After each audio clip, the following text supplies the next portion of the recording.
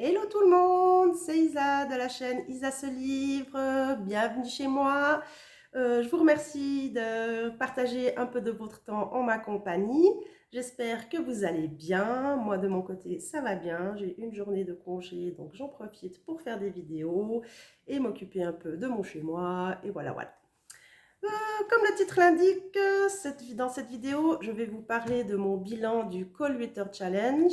J'ai hésité à faire cette vidéo. Pourquoi? Car là, c'est ma pile à lire.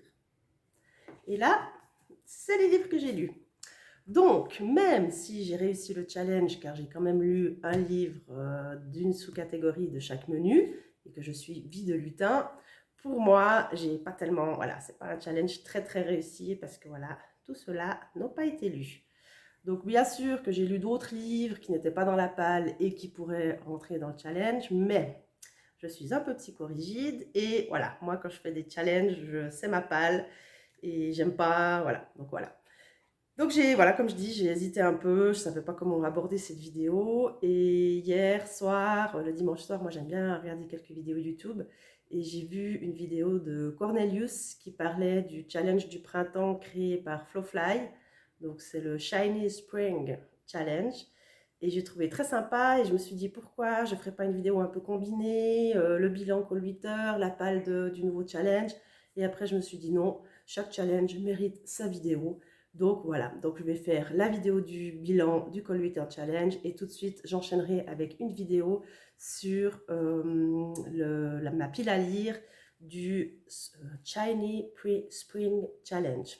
Désolée pour mon anglais, c'est vraiment une langue que je ne maîtrise pas du tout. Je ne vais pas trop m'attarder sur les livres de mon Call 8 Heures Challenge.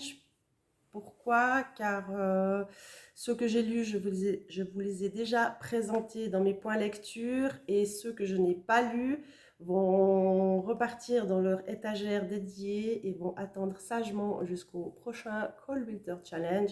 Donc je vous les présenterai plus en détail quand je vous présenterai ma pile à lire du prochain Call Winter Challenge.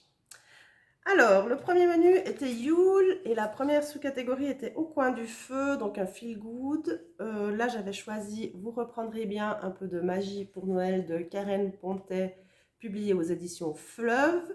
Donc, je pense qu'il n'y a pas besoin de présenter Karen Pontet. Elle est très connue pour ses livres feel good et spécialement pour Noël. Donc voilà, pas lu. Hop, pour le prochain challenge. Ensuite, il y avait le sous-catégorie danse de la fée dragée, rêve, univers onirique, fantasy fantastique. Et là, j'avais choisi Luminko de Pazzi Ilmari Giacoyelet. Voilà, je vous laisserai vous-même prononcer le nom de l'auteur. Publié aux éditions 10-18, donc aussi pas lu. Lui, je l'avais choisi car ça avait l'air un peu fantastique. On est dans un village finlandais, une société littéraire secrète. Donc ça avait l'air sympa, ça parlait de livres et tout. Donc voilà, donc lui aussi qui va retourner gentiment dans son étagère jusqu'au mois de décembre. Ensuite, il y avait la sous-catégorie iceberg, donc secret de famille, secret mystère. Et là, je l'ai lu, ouais. Laura Kosciuszko, Esprit d'hiver, donc je vous en avais déjà parlé. Là, on se retrouve dans un huis clos familial avec la mère et sa fille. La fille qui est très étrange en ce jour de Noël. J'avais beaucoup apprécié cette lecture, très malaisante, mais très très aussi prenante. J'avais vraiment pas pu lâcher ce bouquin. Donc, comme je vous les ai déjà dit, je vous le conseille si vous voulez un roman vraiment ambiance hivernale et qui prend un peu aux tripes. Et la dernière sous-catégorie de ce menu était Reine des Neiges, femme de pouvoir, féministe, sorcière. Et j'avais choisi Un bûcher sous la neige de Suzanne Fletcher, publié aux éditions J'ai lu. Donc celui-là aussi, je pense que je n'ai pas vraiment besoin de vous en parler car il est beaucoup passé sur les réseaux. Je dois dire que celui-là, je regrette de ne pas l'avoir lu car il y a vraiment des bons retours. Et je pense que ce sera un des premiers que je lirai au prochain challenge. Comme ça, c'est sûr que je l'aurai lu.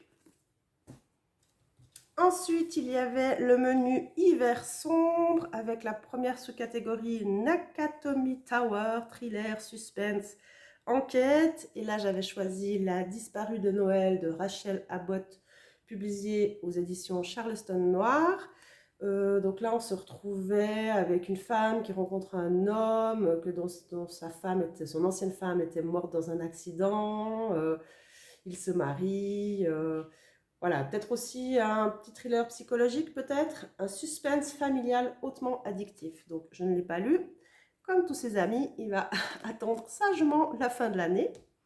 Ensuite, il y avait Fantômes des Noëls passés, Fantômes, voyage temporel, jeu avec les époques. J'avais choisi Fantômes d'hiver de Kate Moss aux éditions Le Livre de Poche. Donc lui, il était tout petit, tout petit. Ça se passe après la Grande Guerre, une disparition d'un frère et tout. Pas lu non plus, donc voilà. Et pour la dernière sous-catégorie, Nuit de solstice, angoisse, horreur, créature de la nuit. Donc ça, je l'ai lu. Un assassin parmi nous de Shari Lapena aux éditions, je ne sais plus, aux éditions de Noël. Donc comme là aussi, je vous avais fait un retour, donc c'était pas, voilà, c'était vraiment une lecture mitigée pour moi. Ça n'a pas été ma préférée. Euh, voilà. Donc, passons au menu suivant qui est Magie de Noël avec 3 sous-catégories. Donc la première était Coupe de champagne, romance de Noël, amour, amitié adulte. J'avais choisi La vie a plus d'imagination que nous de Clarisse Sabar, publié aux éditions Charleston Poche. Je ne l'ai pas lu et pour être sincère, je ne pense pas que je vais le lire pour le prochain challenge car j'avais déjà lu la première partie qui était La vie est belle et drôle à la fois. Alors j'avais passé un bon moment de lecture, mais c'est tout à fait un livre romance de Noël, genre téléfilm de Noël. Et pour ce genre d'histoire et tout, je crois que je préfère quand même les téléfilms que les livres. Donc celui-là, je pense qu'il va disparaître de ma palle. Je vais aller le poser dans une boîte à livres ou peut-être le donner à quelqu'un qui aime ce genre de lecture. Mais voilà. Ensuite, il y avait un chant de Noël contre écriture, mythes et légendes. Donc j'avais été ambitieuse. J'avais choisi Femme qui court avec les loups de Clarissa Pinkola Estes. Histoire et mythe de l'archétype de la femme sauvage, donc pas lu non plus. Est-ce que j'aurai le courage une fois de le lire? Je ne sais pas, car c'est quand même un livre, je crois, assez compliqué. On m'avait dit qu'il ne fallait pas le lire en une fois, que c'était mieux de le lire par chapitre. C'était ma belle-sœur qui m'en avait parlé, qui avait trouvé très intéressant. On verra. On verra si je le ressors pour le prochain challenge ou s'il va aller dormir dans ma bibliothèque. Et le dernier sous-catégorie était Calendrier de l'Avent, un livre dont vous n'avez pas lu le résumé. Donc là, j'avais lu Pas de Noël cette année de John Grisham, publié aux éditions Robert Laffont. Alors celui-là, j'avais adoré, hein, je vous en avais déjà parlé. Donc vraiment une petite histoire de Noël très sympa, qui change un peu justement de ces romances de Noël, plein de situations rigolotes et tout. Donc celui-là, je vous le conseille vraiment si une fois vous voulez changer un peu de registre des romances de Noël. Il était vraiment sympa. Et pour finir, le dernier menu de ce challenge était Marcher dans la neige. Première sous-catégorie, Vive le vent, hiver, pays froid, voyage. J'avais choisi Boréal de Sonia Delzongle, publié aux éditions Folio, policier. Donc là, je trouvais que ça se prêtait très bien, hein, parce que hiver, pays froid, voyage, on est sur la banquise. Apparemment, une petite enquête. Pas lu, donc hop, en attente. Ensuite, il y avait la sous-catégorie pommes de pin, animaux, écologie. J'avais choisi Rêve arctique de Barry Lopez aux éditions Gallmeister, Totem, les poches. Je sais pas vous, mais moi j'adore ces éditions. Je trouve les couvertures, elles sont magnifiques. Mais bon, pas lu non plus, donc je compte le remettre pour la prochaine pile à lire. Et la dernière catégorie, patin à glace, sport, personnage athlétique, aventure dangereuse. Donc là, j'avais lu Et la vie repris à petite foulée de Giulia Larigaldi aux éditions Jouvence. Donc c'était un petit feel-good assez sympathique où on suivait l'histoire de 3 femmes qui se rencontraient dans un cours dans un cours de sport, course à pied, et elles apprenaient petit à petit à se connaître et on suivait leur amitié, un petit bout de leur chemin de vie. Celui-là, je l'avais trouvé très sympa. Et j'avais encore 3 livres que j'avais mis dans ma palle, que je ne savais pas où ranger dans les catégories. Il y avait Les azalées fleurissent en hiver de Dahlia Blake aux éditions Hugo Poche. Donc ça, je l'avais commencé, mais je crois que j'avais lu 50 pages. Donc une petite romance qui sonne Enemy to Lovers, comme on dit, où une jeune fille retourne en Martinique. Et là, elle retrouve son ami d'enfance qui était un peu ami et demi. Et puis voilà, je pense qu'ils vont tomber amoureux. Pas lu, donc à part 50 pages.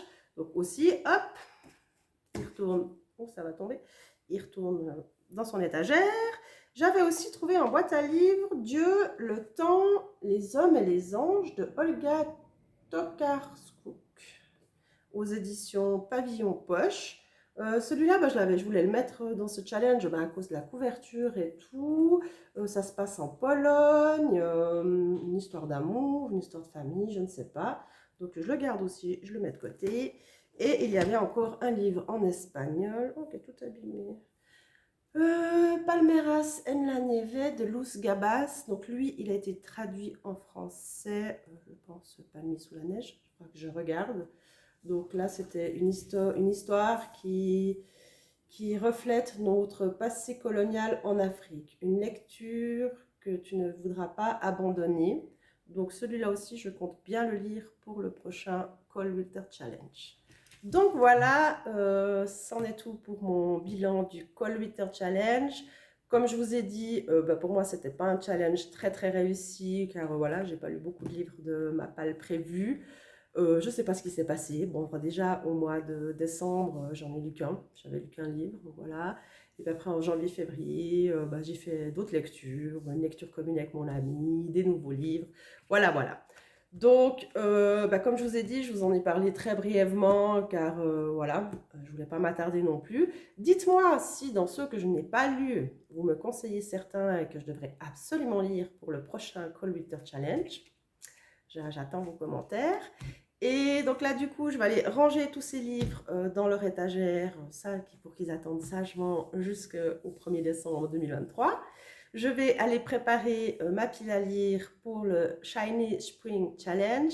Comme ça, je peux vous tourner tout de suite la vidéo et comme ça, je pourrai poster les 2 vidéos, une après l'autre, vu qu'elles sont un peu, voilà quoi, d'un challenge à l'autre.